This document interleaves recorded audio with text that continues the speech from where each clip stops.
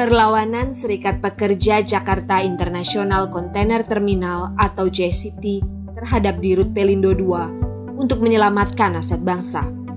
Pada 28 Juli 2015, masyarakat dikejutkan dengan aksi solidaritas ribuan anggota Serikat Pekerja JCT di Tanjung Priuk, Jakarta. Aksi tersebut dilakukan setelah Direktur Utama Pelindo II, R.J. Lino, semena-mena tanpa dasar hukum memecat dua anggota Serikat Pekerja yang selama ini dikenal kritis terhadap keputusan R.J. Lino menjual aset bangsa pada pihak asing. Aksi masif tersebut berhenti setelah Kapolda Metro Jaya Tito Karnavian turun tangan dan berhasil memaksa Lino tunduk pada hukum dan mempekerjakan kembali dua karyawan anggota Serikat Pekerja. Namun, aksi solidaritas tersebut hanyalah puncak dari gunung es masalah JCT. Masalah utama adalah keputusan Lino pada 2014 dan 2015 untuk memperpanjang konsesi JCT pada perusahaan Hutchison Port Holding atau HPH dengan melanggar undang-undang, tanpa tender, dengan harga murah, sehingga akan merugikan negara untuk waktu yang sangat lama. Itulah yang menurut Serikat Pekerja kejahatan yang perlu ditolak. Sebagai reaksi terhadap aksi solidaritas tersebut, Lino menyebut Serikat Pekerja dengan kata-kata kasar seperti bandit, pelaku sabotase, dan tidak nasionalis. Tapi siapakah penjahat sebenarnya? Masalah JCT dimulai pada tahun 1999. Pada tahun tersebut, karena Indonesia kesulitan ekonomi, JCT diprivatisasi dengan kepemilikan Hutchison Port Holdings 51%, Pelindo II 48,9%, dan Koperasi Pegawai Maritim atau Kopekmar 0,1%. Ketika itu JCT dijual dengan nilai sebesar 243 juta US dollar. Dengan kapasitas JCT saat itu baru mencapai 1,4 juta teus dan masa berlaku konsesi pada HPH adalah 20 tahun, dimulai 1999 dan akan berakhir pada 2019. 16 tahun kemudian, pada tahun 2014, tiba-tiba saja Dirut Pelindo II R.J. Lino memperpanjang konsesi JCT, yaitu dari 2019 sampai 2039. Skema baru ini kepemilikan Pelindo II naik menjadi 51% dan HPH menurun sedikit menjadi 49%. Tapi Kopekmar sama sekali tidak ikut disertakan.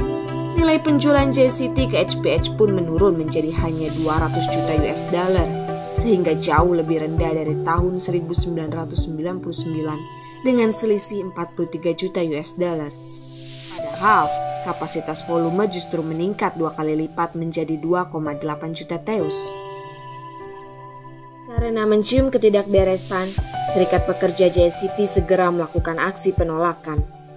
Unjuk rasa bahkan dilakukan sampai Istana Negara pada Agustus 2014. Pemerintah SBY ketika itu memerintahkan Lino menghentikan perpanjangan konsesi. Namun ternyata di tahun 2015, rencana perpanjangan konsesi pada HPH justru kembali dilanjutkan oleh Pelindo II.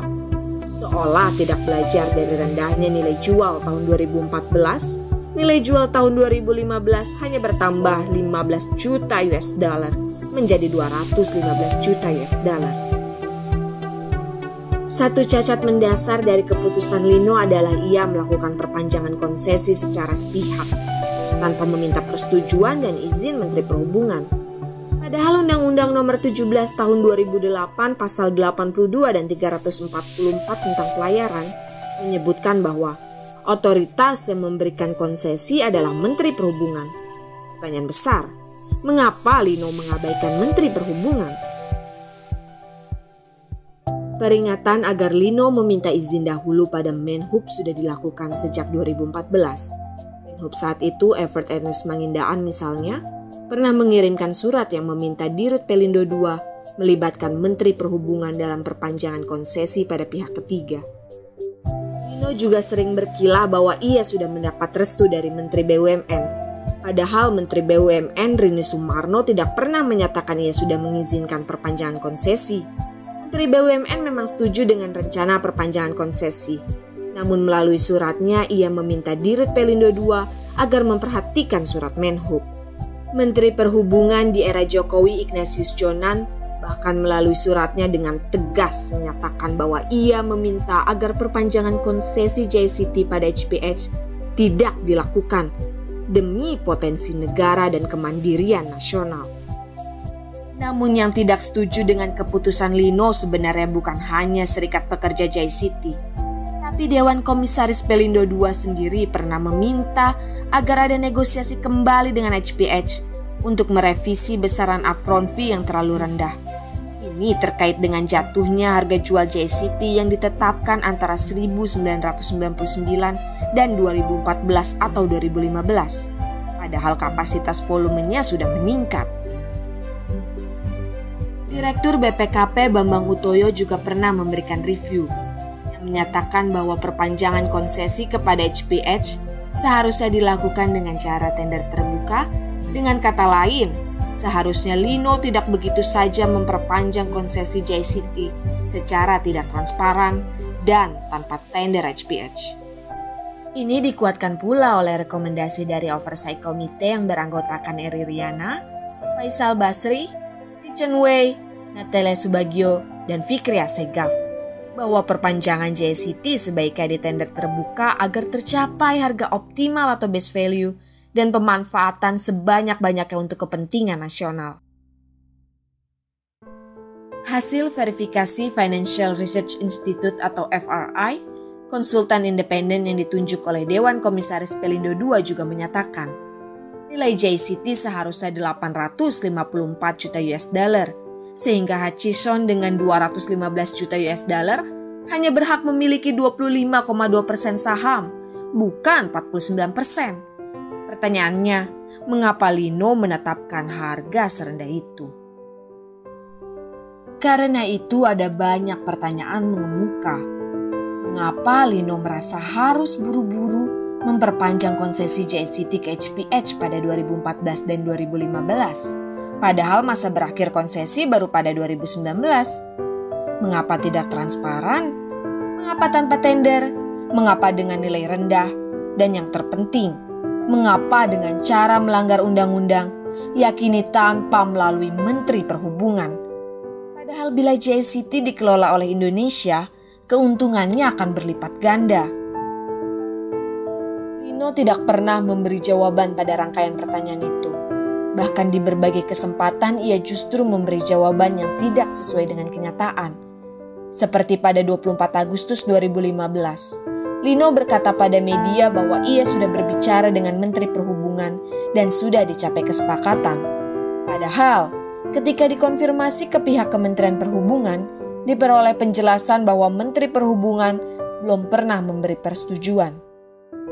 Merujuk pada Undang-Undang Pelayaran Nomor 17 Tahun 2008, Surat Menhub Ignatius Jonan kepada Menteri BUMN pada 20 Agustus 2015 justru secara jelas menegaskan bahwa Pelindo II hanyalah operator pelabuhan dan untuk melakukan jasa ke pelabuhan harus mendapat konsesi dari Menteri Perhubungan. Arogansi RJ Lino terlihat pada 28 Agustus 2015 ketika kantornya digeledah polisi karena adanya dugaan korupsi. Dengan demonstratif dia berbicara lewat telepon di depan wartawan dengan Ketua Bappenas Sofyan Jalil. Dalam percakapannya, Lino mengultimatum Presiden Jokowi untuk menyelesaikan masalahnya. Bila tidak, Lino mengatakan dia akan mundur dari jabatan Dirut Pelindo II. Namun ultimatum ini tidak pernah dijawab Presiden. Lino selalu mengatakan untuk mengelola JCT diperlukan pihak asing. Dia mengabaikan keuntungan jika pengelolaan 100% dipegang Indonesia. JCT adalah perusahaan yang sangat menguntungkan. Pada tahun 2013, JCT berhasil meraih pendapatan dengan jumlah nominal 280 juta US dollar. Karena mengikuti skema tahun 1999, Indonesia saat ini memperoleh keuntungan sebesar 106 juta US dollar per tahun. Namun apabila tanpa melibatkan pihak asing atau HPH, JCT dapat meraih keuntungan 160 juta US dollar per tahun. Sementara dalam kurun waktu 16 tahun, JICT telah dikelola oleh 99,9% anak-anak bangsa dan meraih penghargaan pelabuhan peti kemas terbaik di Indonesia dan Asia. Untuk tujuan itulah, Serikat Pekerja melancarkan aksi solidaritas yang sayangnya dihadapi dengan intimidasi, perubahan struktur, ancaman, dan sempat terjadi pemecatan 2 pekerja yang terlibat. Lebih buruk lagi, di media berskala nasional aspirasi ini didiskreditkan dengan pernyataan penolak Hutchison musuh negara, seolah aksi ini didasari oleh kepentingan pribadi. Padahal niat baik yang diperjuangkan sejak 2014 ini bertujuan menyelamatkan aset bangsa. Gerakan ini bukanlah gerakan anti asing, namun justru mendorong agar kerjasama dengan pihak lain terselenggara dengan menaati hukum dan perundangan yang berlaku serta bermanfaat bagi bangsa. Nah, sudah seharusnya perjuangan ini didukung oleh pemerintahan Jokowi JK sesuai dengan amanat Nawacita.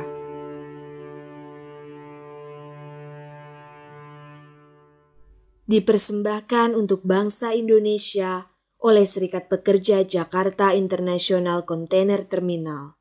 Konsultan video Ade Armando.